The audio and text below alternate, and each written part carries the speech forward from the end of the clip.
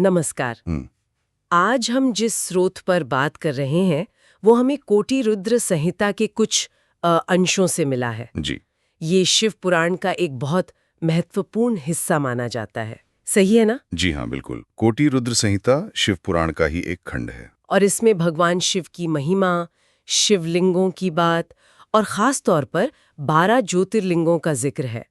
स्रोत ये भी बताता है कि कैसे शिव, जो असल में निराकार हैं, वो मतलब भक्तों के लिए एक तरह से सुलभ हो जाते हैं। हाँ, ये एक मुख्य बिंदु है। स्रोत में ऋषियों के बीच एक संवाद भी है ना, जो शिव के स्वरूप और शिवलिंगों के रहस्य को और गहराई से समझना चाहते हैं। जी। इसमें कहा गया है कि वैसे तो सब कुछ शिवमय है और शिवलिंग अनगिनत हैं। हाँ, असंख्य हैं। लेकिन भगवान शिव भक्तों पर कृपा करने के लिए खास तीर्थों और जगहों पर लिंग रूप में प्रकट होते हैं। ये सुनकर तो लगता है कि जहां भक्ति वहीं भगवान। बिल्कुल सही कहा।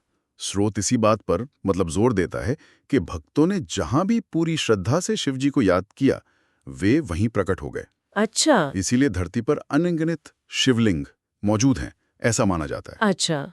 लेकिन हाँ, इनमें से 12 ज्योतिर्लिंग ऐसे हैं जिनका खास महत्व बताया गया है। अच्छा, तो ये 12 सबसे प्रमुख हो गए। जी। और स्रोत में एक बड़ी दिलचस्प बात कही गई है कि इन 12 ज्योतिर्लिंगों के सिर्फ नाम सुनने भर से ही पाप धुल जाते हैं। हाँ, ऐसा वर्णन है। नाम स्मरण का बहुत महत्व बताया गया है। तो ये कौन-कौन से हैं और कहाँ स्थित है? क्या आप स्रोत के आधार पर बता सकते हैं? हाँ, जरूर।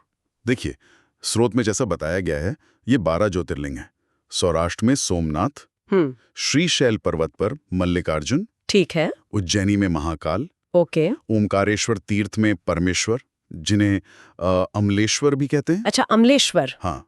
फिर हिमालय क्षेत्र में केदारनाथ, डाकिनी में भीमशंकर, काशी यानी वाराणसी में विश्वनाथ, गोदावरी नदी के तट पर त्र्यंबकेश्वर जी। फिर चिताभूमि में वैद्यनाथ, दारुक वन में नागेश, जिन्हें नागेश्वर भी कहा जाता है, नागेश्वर, हाँ। सेतुबंध के पास रामेश्वर और शिवालय में घुश्मेश्वर। घुश्मेश्वर। तो ये हो गए 12। जी, ये 12 प्रमुख ज्योतिर्लिंग। और स्रोत ये भी कहता है कि जो कोई हर रोज सुबह इन 12 नामों का पाठ करता है, रोज सुबह? हाँ, रोज सुबह, तो उसके सारे पाप नष्ट हो जाते हैं और उसे सभी सिद्धियों का फल मिल जाता है। अच्छा। और अगर बिना किसी इच्छा के निष्काम भाव से पाठ किया जाए तो जन्म मरण के चक्र से भी मुक्ति मिल सकती है, ऐसा बताया गया है। अरे वाह, मतलब सिर्फ नाम याद रखना और जपना ही अपने आप में एक साधना जैसा है। बिल्कुल, शब्द की शक्ति, नाम की शक्ति। तो ये तो हो गए 12 मुख्य ज्योतिर्लिंग जिनके नाम मात्र से इतना पुण्य है। जी। पर जैसा आपने कहा, शिवलिंग तो अनगिनत है,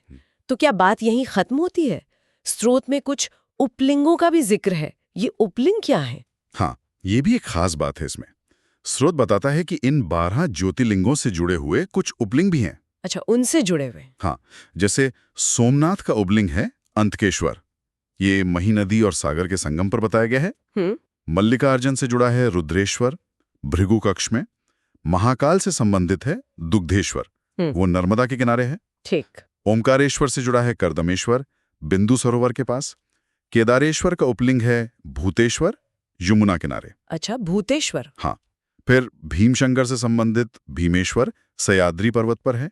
और नागेश्वर से जुड़े उपलिंग का नाम भी भूतेश्वर ही है, पर वो मल्लिका सरस्वती नदी के तट पर है। दिलचस्प है कि एक ही नाम के उपलिंग अलग अलग जगहों पर हैं। हाँ, ऐसा वर्णन है। और फिर रामेश्वर से गुप्तेश्वर और घुश्मेश्वर से व्याघ्रेश्वर उपलिंग प्रकट हुए बताए गए हैं।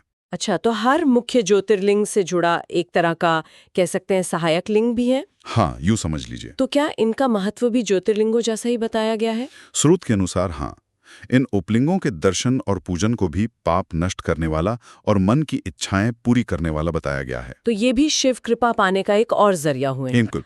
तो मतलब ज्योतिर्लिंग हो या ये उपलिंग, दोनों ही भगवान शिव की कृपा पाने और सांसारिक दुखों से शायद छुटकारा पाने के माध्यम है। जी, ऐसा ही कहा गया है। स्रोत में एक और बात पर ध्यान गया मेरा, ज्योतिर्लिंगों के नैवेद्य को ग्रहण करने पर जोर दिया गया है। हाँ, नैवेद्य यानी वो भोग जो भगवान को चढ़ाया जाता है। बिल्कुल। स्रोत कहता है कि ज्योतिर्लिंग पर चढ़ाए गए नैवेद्य को खाने से पाप फौरन नष्ट हो जाते हैं। फौरन? हाँ, तत्काल।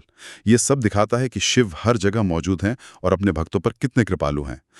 उनकी पूजा और उनसे जुड़ी हर चीज पवित्र और फलदायी मानी गई है। सही कहा। तो आज की इस चर्चा से ये बात साफ होती है कि कैसे शिव, जो निराकार हैं, अपने भक्तों के लिए इन लिंगों के रूप में साकार और सुलभ हो जाते हैं। हाँ, उनकी लीला है। उनकी पूजा करना, नाम लेना, दर्शन करना, यहाँ तक कि उनका प्रसाद पाना भी सब कुछ शुद्धि और मुक्ति का मार्ग बताया गया है। निश्चित रूप से यह शिव की सर्वव्यापकता और उनकी भक्त वत्सलता का ही प्रमाण है, जैसा श्रोत में दर्शाया गया है। तो इस चर्चा को समाप्त करते हुए एक बात सोचने वाली है।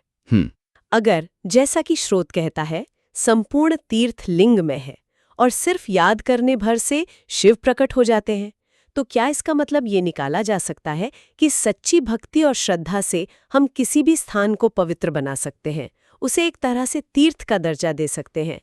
ये एक विचार है जिस पर शायद मनन किया जा सकता है।